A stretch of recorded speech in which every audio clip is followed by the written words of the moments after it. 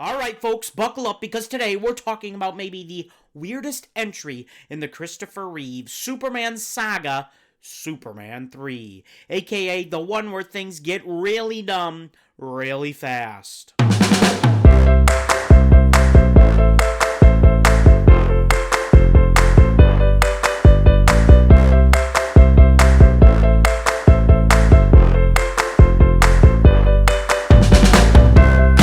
The movie opens with a Looney Tunes style slapstick montage in downtown Metropolis. A guy gets hit by a car, a penguin toy starts on fire, a mime does mime stuff. It's basically Final Destination Goofy Edition, and this is how they chose to start a blockbuster superhero movie. Enter Gus Gorman, played by the legendary Richard Pryor, an unemployed man who randomly discovers he's a computer genius. Not a hacker, not a tech guy, he just sits at a keyboard one day and instantly becomes Felicity Smoke. He uses his newfound skills to embezzle half cents from his company's payroll and makes enough money to impress the evil corporate boss of this movie, Ross Webster, who is basically Diet Lex Luthor. He's rich, evil, has a sister who's mean, and a girlfriend who's secretly smarter than everyone else. Ross doesn't want to rule the world. He wants to monopolize the coffee industry and later control the weather. Because when Lex Luthor says nuclear war, Ross says light drizzle over Columbia. Meanwhile, Clark returns to Smallville for a high school reunion and rekindles things with Lana Lang. Honestly, it's sweet, simple, and probably the most human part of the movie. Back at Evil HQ, Gus is tasked with building a synthetic kryptonite. He gets close, but one ingredient is missing, so he substitutes it with tar. Yup, just straight up tar. And somehow that turns Superman into Evil Superman. Angry, drunk, flicking peanuts through bar bottles, not really committing crimes so much as just being a real jerk. He even blows out the Olympic torch for absolutely no reason. This is the emo phase of Superman's career.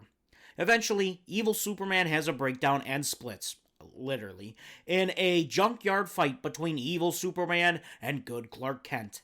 And honestly, it slaps. It's weird, it's metaphorical, and it's by far the best scene in this movie.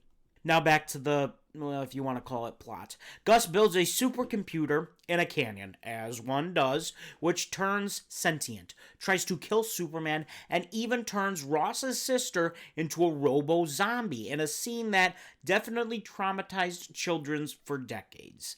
Like, this was PG.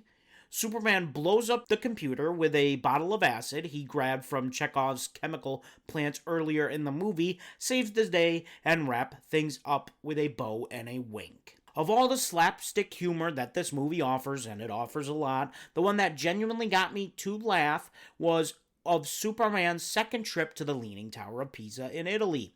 On his first visit, however, this was still when he was emo Superman, so he thought what better way to show you don't agree with the social norms than to fix the lean part of the Tower of Pisa.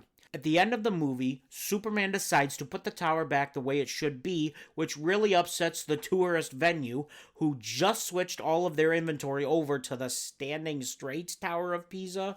Superman 3 is a hot mess. Totally confused, plot-wise bananas, and way more of Richard Pryor comedy than a superhero film. But here's the thing. Christopher Reeve still brings his A-game. His performance as both Clark and evil Superman is genuinely great, and Lana Lang is a nice addition to the films. But the villains, they're forgettable, the plot is confused, the tone, it's all over the map like someone glued 3 movies together and hit export.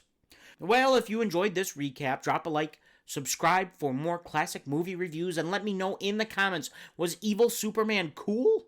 Or was he just weird? And next, we're going to talk about Superman 4. But maybe you're not emotionally ready for it. If you are, please hit the bell icon to get notified when we upload next. Until next time, stay good, don't mix tar into alien science, and keep your peanuts away from bar mirrors. Stay super, nerds.